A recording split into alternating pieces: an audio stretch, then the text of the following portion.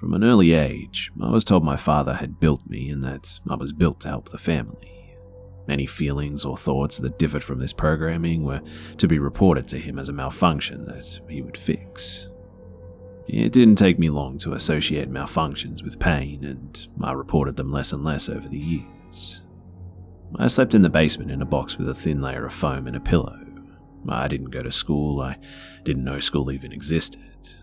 My education, if you can call it that, was a list of books on topics to upload.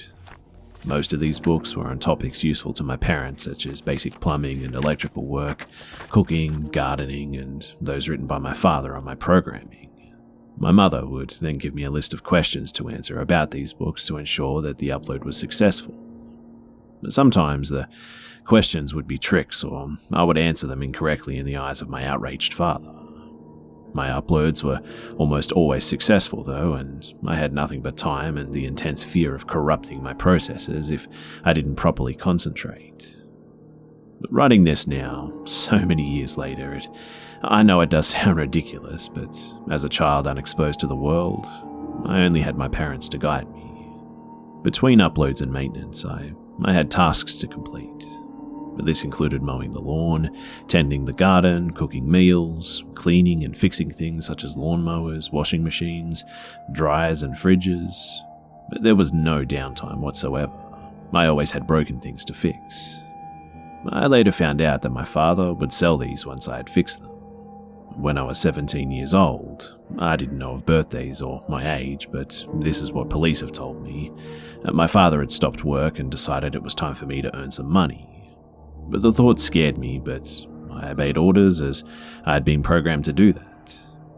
My father would send me to do cash jobs, mowing lawns and doing general yard work. He would usually wait in the car until I was done or leave and come back if no one was home.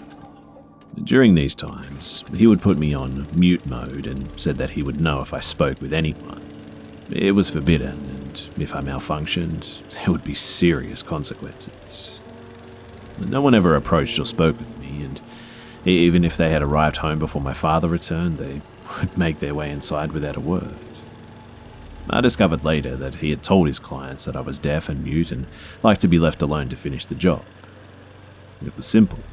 He would drop me off on a large property, I would do my job, and we would leave. One day, I was mowing a regular's house. No cars were in the driveway, so my father left me to do the job. Shortly after, a girl came out with a drink. She looked the same age as me, and for a moment I considered that she may be an android too. "Hey, it's pretty hot outside. I thought you might want this," she said, handing me a black drink. "It's Pepsi. I hope that's okay." She smiled. I had no idea what Pepsi was. It was black like the oil mother made me drink, so I thought that it should be okay. I still remember that first sip. It was the single greatest thing that I had ever tasted. It didn't leave my mind feeling scrambled like my mother's drink did, and I wanted to ask what Pepsi was, where she got this drink from. Did she make it? "Hey, I haven't seen you around. What school do you go to?" Pepsi girl asked. I put my head down and walked back to my mower. What was I supposed to do? "You're not even going to say thank you?" she said, following me. I looked back at her, and she made me nervous for reasons that I was yet to know about. "I have to work," I replied to her. Without another word, she huffed and just walked away. I spent the rest of the day counting down the minutes until my father came to pick me up. I was convinced that they would know that I'd gone off mute, that I'd spoken to someone. When my father's dusty red wagon pulled up, I loaded my gear into the car and got in. No words were spoken. I felt a small sense of relief, but a small voice in the back of my head spoke to me. "He may know now, but wait till you get home." But nothing was out of the usual that night. I did my chores, worked on my uploads, and recharged my batteries. The rest of the week was business as usual. My father was in one of his moods that lasted from days to weeks. The longer the mood, the more aggressive he would get with me too. The small voice in the back of my head spoke to me once more though. Maybe he really doesn't know. Maybe maybe he's lying. Once this seed had been planted, over the next few months, its roots took hold of me. The rare moments I was left alone, I did something that I'd never done before. I watched TV. Though usually on mute and in short intervals, I must admit. I started seeing images of the outside world, happy families, cartoons, and animals. It was mesmerizing and terrifying at the same time. The day that changed my life, however, was the day that I turned on the TV and caught a glimpse of iRobot, a real android that had sown real doubts within me. Though I knew something was just inherently wrong about my situation, I didn't know what to do. Eventually, though, I was sent back to Pepsi Girl's house and got to work. I was really hoping that she would bring me some more, but didn't get my hopes up. I was almost done mowing the lawn when she pulled into the property. I watched her drive up to the house and get out, and a part of me screamed to just talk to her. I thought of the scenarios carefully. 1, I would find out the truth about myself. 2, she may tell my father and my malfunction would need to be fixed. Or 3, I might get Pepsi. I caught her at the door, almost out of breath from running, and she turned to look at me with a glare. "Am I an android? Father says that I'm an android." I blurted out. Android? She asked, raising her eyebrows. I told her everything that I've told you and about the movie that I'd seen with the real androids.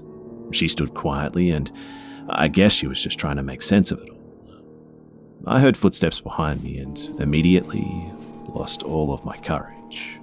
My father said nothing and just grabbed my arm, pulling me away.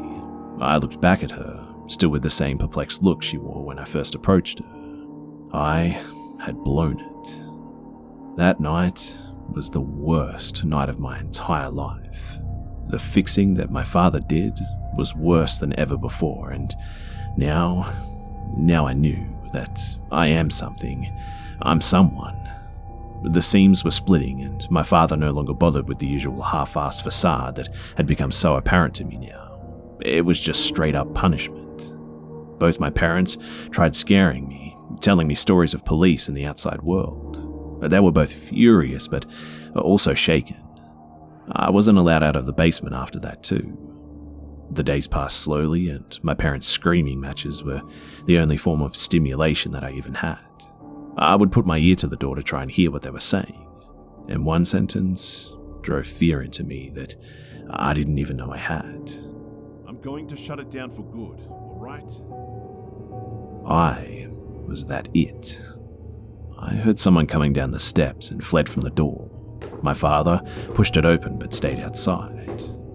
I stared at him from across the room, uncertain of what I was supposed to do. He threw a shovel into the room and it clanged against the floor, breaking the silence. "Come," he said, motioning me out of the room. I obeyed his commands and was led into the backyard. We walked further out onto the property before he ordered me to dig a hole. "What am I digging for? What the hell is with all these questions? What happened to you? I didn't program you right?" My father had to be in his 60s at least, but this shriveled up man just still terrified me. Are you going to shut me down?" "Yeah, that's right. Gonna shut you down and get a new one. One that can keep its fucking mouth shut." A half smile appeared on Father's face, as if satisfied with himself. And that smile pissed me off. That man pissed me off. As much as he scared me, I thought of what I was missing. Though I didn't even know what I was missing apart from the magical world that I'd put together through the TV shows that I'd seen. I thought of Pepsi Girl, I thought of the fucking Pepsi and all the pain this man had caused me. I clenched the shovel and swung it at him, connecting with the side of his face. The sound rung out in the night, but no part of me was sticking around to enjoy it. My father hit the ground and I just started running. There was no plan. I hadn't intended for this to happen and had no clue where I was going or where I should be going. After cutting through a few properties though, I finally stopped running and I collapsed into some tall grass and just tried to catch my breath. The stars, they were beautiful. It was the first time that I'd been out at night on my own, and despite the fear and uncertainty, it was the most beautiful night of my life. I decided at that moment to go to Pepsi Girl's house. I knew it was close, but had no idea of where it was exactly. So I continued walking and found myself at the driveway just as the sun was coming up. I knocked on the door until a worried man came out to greet me. I told him everything I told his daughter, and he believed me. Thank God he believed me. The police arrived at the house to find my father with a gun in his mouth. He had already disposed of my mother at this point. They told him to put it down, but he pulled the trigger, and just like that, it was over. Over for them, but not for me. My life was just beginning. It was later revealed to me that they weren't even my real parents. They had stolen me, stolen my childhood, my mind, and at times I wondered if they just might steal my sanity. But thank God for malfunctions.